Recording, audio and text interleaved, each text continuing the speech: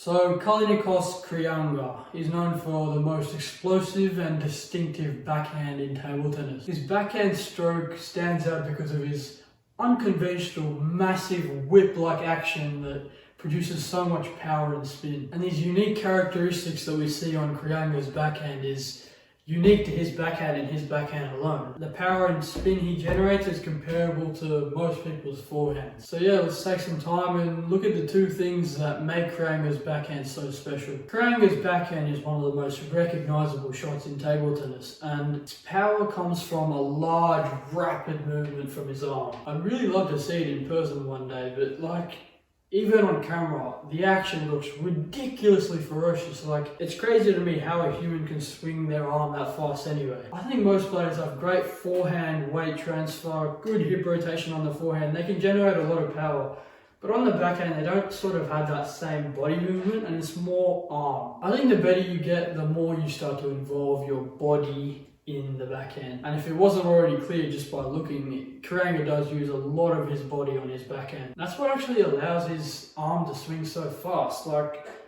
The source of the power and speed on his arm, sorry, my chair is creaking, but the source of the speed is the power that comes from his core and his legs. But yeah, the defining characteristic is his massive backspin.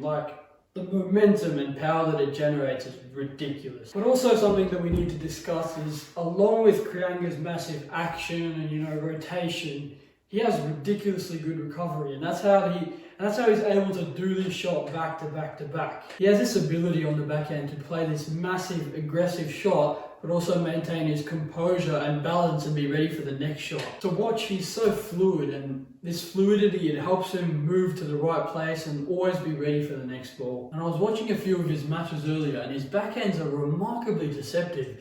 I think because the action is so big, it's hard for the opponent to tell whether he's going to go down the line or cross court, because he could contact it anywhere. He could contact it down here. It's so difficult to read where he's going to place the ball, and this makes it so good for Kreanga because the power and speed and pace is already hard for the opponent to get the ball back, but it's very hard to tell where the ball's going to go in the first place when he hits it. So his power is incredible, but his spin generation is also ridiculous. We've literally seen him play a proper forehand-esque rally on his backhand with a chopper. I'll play the clip right now, just watch. Look at him. He's training with 𝗕𝗲𝗃𝗁 𝗔𝗍, one of the best choppers in the world, and he's using his backhand like it's just another day. And I just want you guys to, take a closer look at his wrist there. Look at the way it's snapping. I think one of the key elements of Kreanga's spin is his wrist. It's sort of like he loads up, and then as soon as he's about to contact the ball, he sort of snaps his wrist, and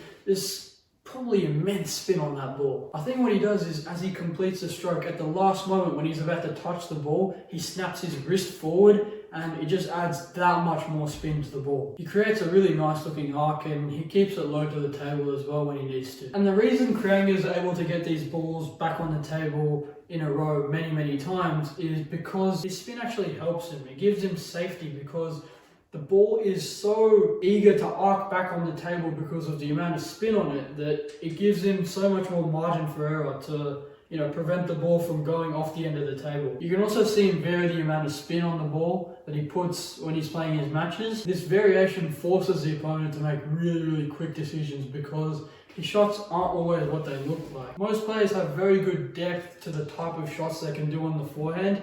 Kreanga also has this on the backhand. He has such great touch and feeling. And when you've got an attacker that's so strong on both wings, it's never going to be easy. I don't want to get all fanboy on him, but I think Kreanga's backhand stands as a perfect mix between force and finesse. Anyways, that's what I think of Kreanga's backhand. I'd love to know what you guys think in the comments. Yeah, I'll be excited to read them.